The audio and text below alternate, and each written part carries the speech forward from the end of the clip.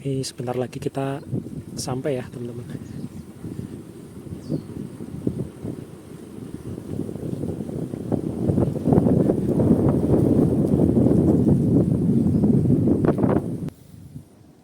Ini walaupun di Jepang instalasi listriknya seperti ini ya teman-teman. Ini ada jemuran juga. Oke teman-teman, selamat datang lagi di channel aku. Masih di Jepang bagian pedesaan ya. Dan hari ini aku bakal ajak kalian jalan-jalan lagi. Masih di daerah Misaki Futanazu ya. Jadi di videoku yang sebelumnya kita udah sampai sini ya. Namanya di Natori. Dan aku bakal nanti belok kiri ke arah Yawatahama ya. Dan kali ini aku nggak sendirian. Ini masih ditemani transportasi andalan termahal di Jepang buat para pekerja asing ya, pakai sepeda ontel.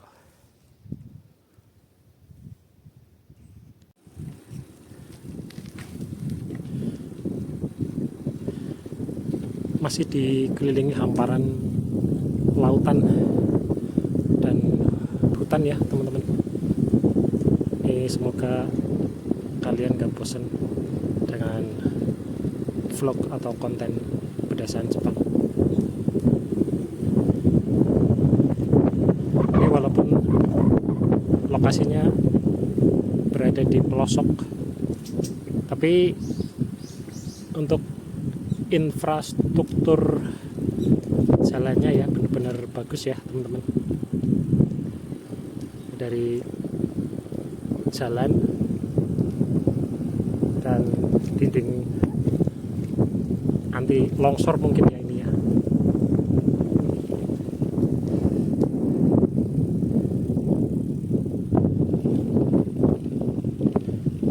Walaupun cuacanya agak sedikit mendung, tapi semoga teman-teman bisa menikmati pemandangan di pedesaan Jepang sini ya.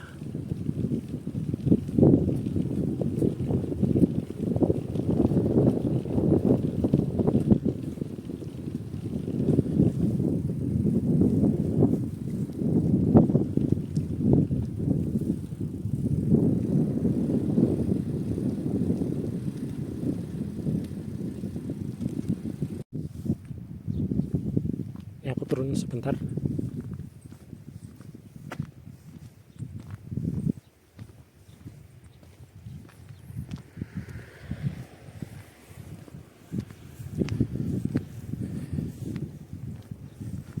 Ini jalannya benar-benar bagus ya teman-teman, nggak asal-asalan dibikin.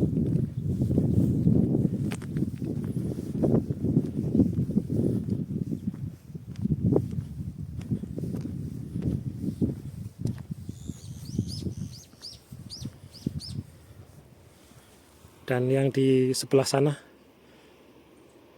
itu di videoku yang sebelumnya ya, ini perkampungannya. Kalau dari sini kelihatan banyak ya teman-teman, karena aku kemarin review perkampungannya nggak sampai ke atas. Dan teman-teman bisa lihat ini perkampungannya benar-benar ada di lereng bukit berseberangan sama laut. Ini pasti ketika anginnya lagi kenceng, ini bakal terasa banget dinginnya.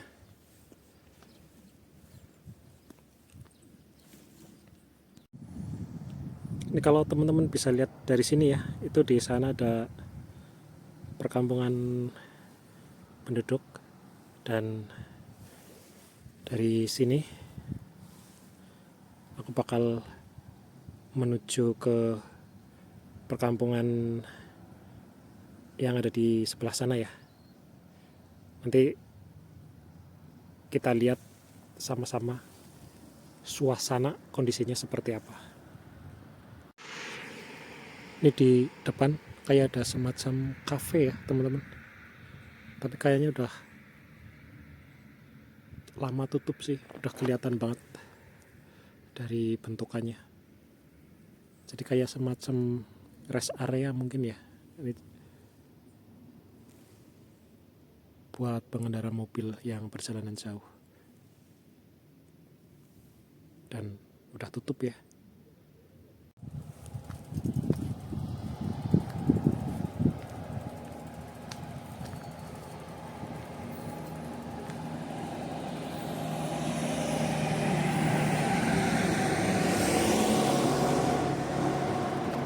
Ada pom bensin teman-teman di sini, tapi kayaknya udah nggak beroperasi ya, udah tutup nih.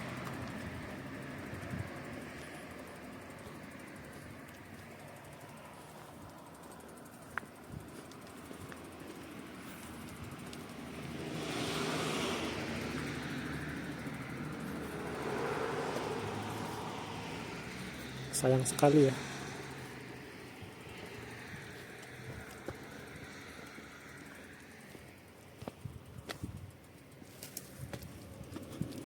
Jadi desa yang bakal kita tuju ini namanya Desa Oku ya teman-teman. Jadi nanti aku belok ke kanan ya. Ini sebentar lagi kita sampai ya teman-teman.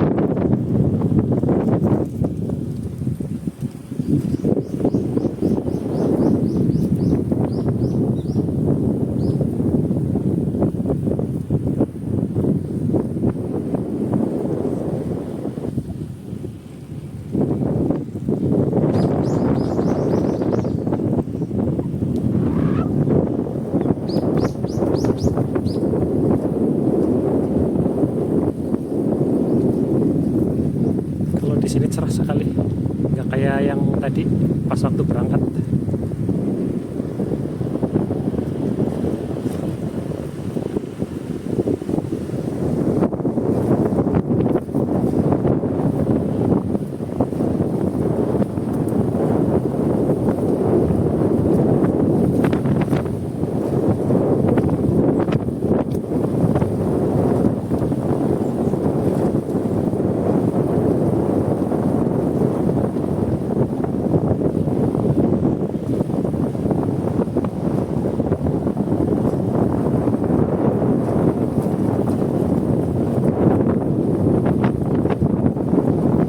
Itu di depan pemukimannya kita udah sampai. Pemandangannya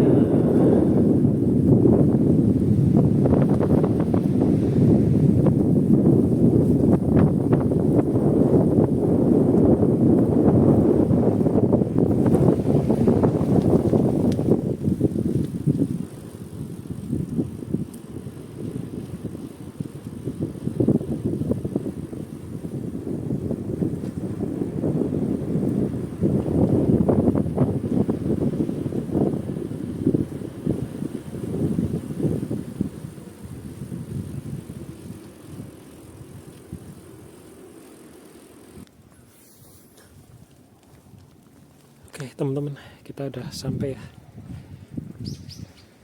Ini aku tadi sempat baca di papan pelangnya. Ini namanya desanya Oku ya. Aku juga pertama kali baru datang ke sini.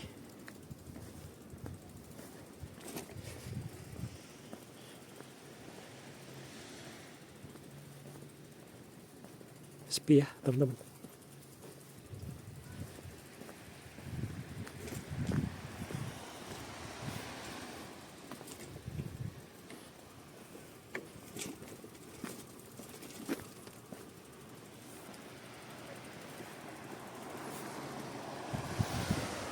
Hamparan laut.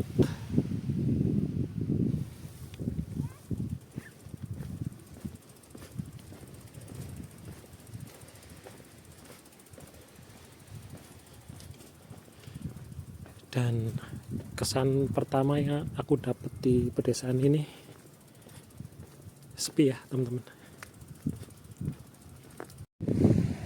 Oke teman-teman, udah sampai ya di perkampungan kita. Nanti kita istirahat dulu sebentar. Nanti aku bakal review perkampungan ini ya, suasananya seperti apa. Dan tadi aku turun dari sana ya, karena tadi jalannya menurun jadi lumayan cepet. Paling nanti pas pulangnya agak ngos-ngosan kali ya. Kita lihat pemandangan laut sebentar ya.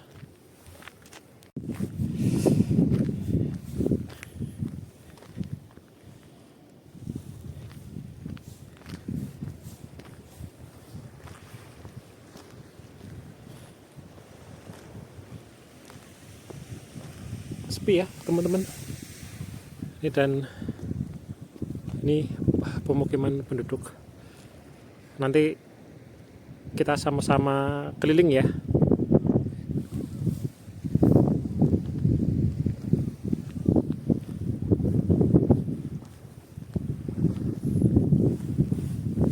Indah sekali di sini pemandangannya. Dan banyak sekali pemecah ombak di sini.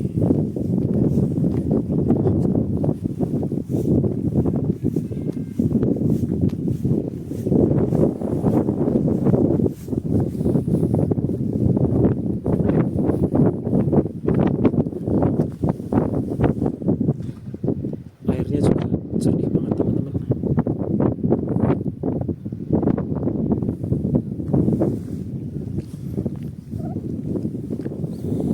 Gak nyesel pokoknya datang ke sini ya. Semoga ini teman-teman bisa terhibur.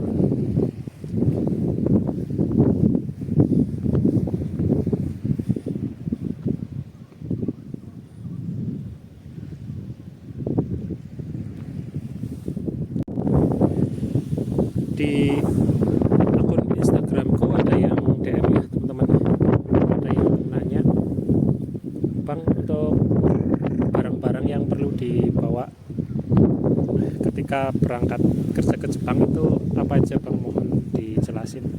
Oke, aku akan coba jawab ya. Jadi barang-barang yang perlu dibawa buat teman-teman ya sebelum berangkat ke Jepang itu otomatis baju ya, kemudian obat-obatan sama uang saku ya.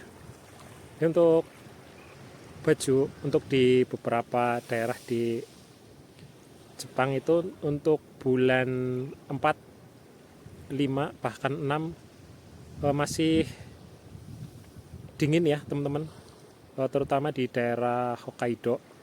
Jadi teman-teman persiapin baju hangat ya. Kemudian seperlunya aja. Aku yakin kalau teman-teman sampai sini itu bakalan beli baju di sini ya. Terus juga untuk obat-obatan, obat sakit kepala ya, batuk atau pilek, teman-teman juga perlu bawa karena teman-teman kan pertama kali datang ke Jepang itu perlu adaptasi ya dengan cuaca yang ada di sini. Kemudian Ini yang paling penting menurut aku sih, uang saku dalam bentuk yen. Kalau bisa teman-teman bisa siapin 5 mang ya, atau lebih. 5 mang itu sekitar 5 juta rupiah atau lebih, itu lebih bagus ya, karena teman-teman kan ketika pertama datang ke Jepang kan baru mulai kerja ya, dan belum dapat gaji lah ya, dan ya mungkin ada sebagian yang dikasih uang saku sama perusahaan penerimanya yang ada di sini.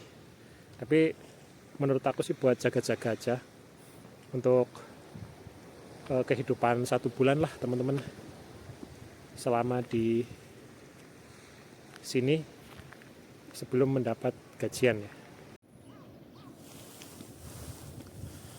Sambil jalan ya teman-teman, sebagai informasi, di bulan Desember tahun 2024 Jepang mengumumkan bidang kerja baru yang bisa diikuti oleh warga negara asing ya, khususnya Indonesia, yaitu Tokute Gino, bidang driver ya, atau supir. Dan driver ini diperuntukkan untuk supir bis, taksi, dan truk ya. Dan ada salah satu warga negara Indonesia pertama yang berhasil mengikuti tes dan lulus bidang driver ini ya. WNI ini namanya Ius ya teman-teman. Kalau menurut berita itu umur sekitar 40 tahun. Jadi dia diterima jadi driver atau supir bus pariwisata ya. Ini aku udah lagi jalan keliling ya teman-teman, dan udah sampai nih, di depanku ada kantor pos. Tapi kayaknya mungkin karena hari Minggu ya, tutup.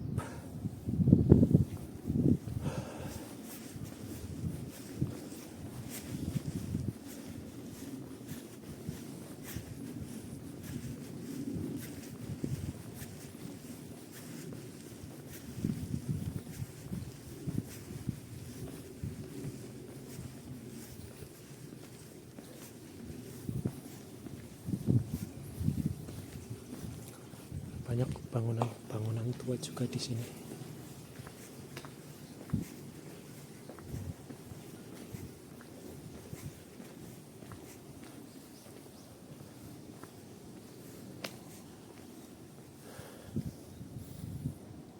Ini walaupun di Jepang instalasi listriknya seperti ini ya teman-teman,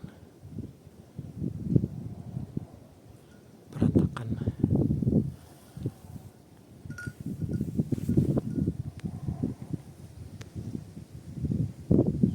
Ini ada jemuran juga, sama seperti di Indonesia ya teman-teman.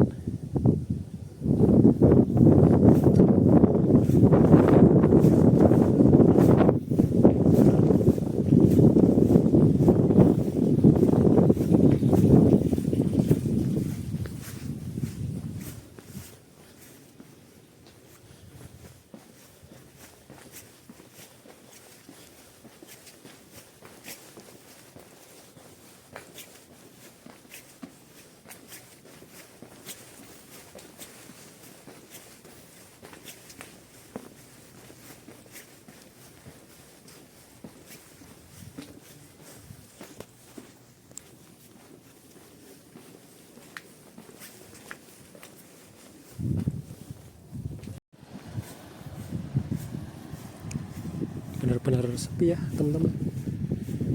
Ini seharusnya kalau hari Minggu, kalau di Indonesia ini banyak banget anak-anak kecil pada main.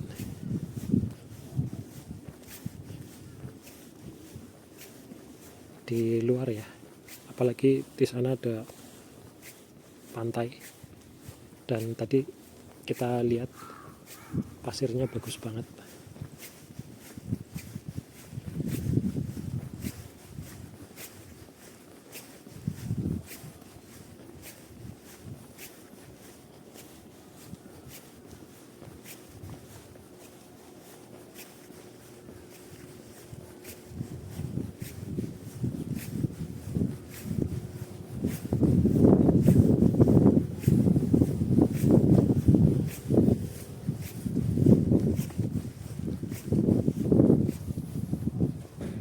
Ini lagi-lagi ada pom bensin dan tutup.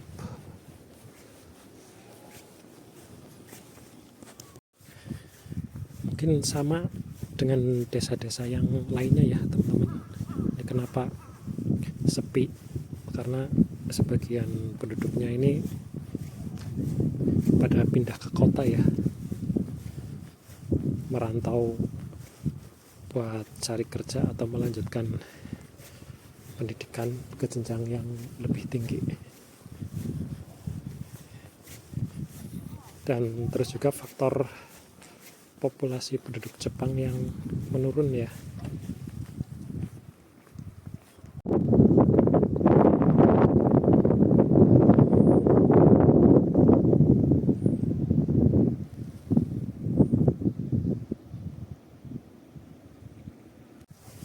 Dan untuk mengatasi kekurangan penduduk di Jepang dan kekurangan tenaga kerja di Jepang, itu pemerintah Jepang mengeluarkan kebijakan untuk mempekerjakan pekerja asing ya, dengan visa Tokuteki no yang diresmikan tahun 2019.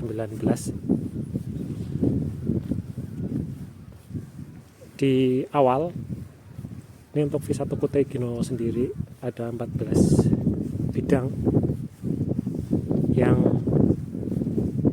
diresmikan ya. Salah satunya diantaranya pertanian, peternakan, pengolahan makanan, perawat, dan manufaktur ya teman-teman. Dan visa yang aku ikuti sekarang itu di bidang pertanian. Dan pemerintah Jepang di tahun 2024 sampai 2029 ini masih membutuhkan pekerja asing sekitar 820.000 orang ya. Dan Indonesia mendapat kuota sekitar 20 sampai 30%. Ini jadi buat teman-teman yang di Indonesia bisa mencoba ya bekerja di Jepang dengan visa Tokuteki no ini. Visa Tokuteki no ini teman-teman bisa ikuti ya dengan masuk ke LPK atau mandiri. Cukup butuh 2 syarat aja, yaitu sertifikat bahasa Jepang dan salah satu dari sertifikat SSW ya, bisa pertanian atau peternakan, pengolahan makanan.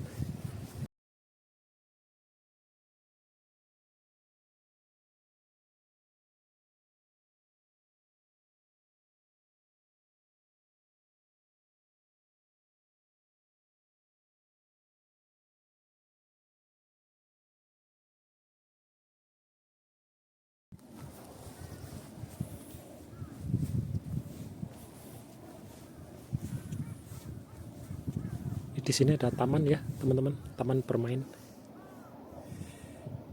dan sepi kondisinya seperti ini.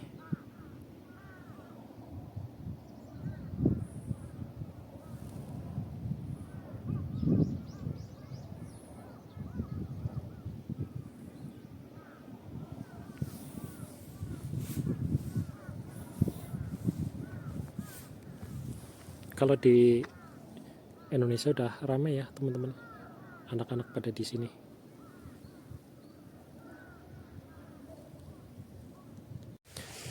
Oke teman-teman, mungkin sampai di sini dulu ya jalan-jalan kita hari ini, masih di Jepang bagian pedesaan. Ikuti terus video-video berikutnya.